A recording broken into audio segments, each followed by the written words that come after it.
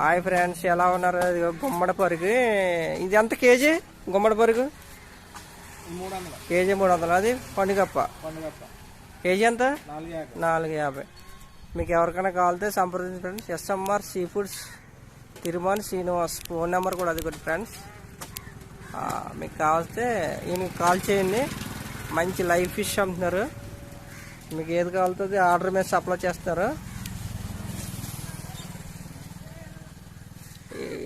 ఇలా కింద పెట్టండి. 2 కేజీలు వచ్చింది గుమ్మడి ఫిష్.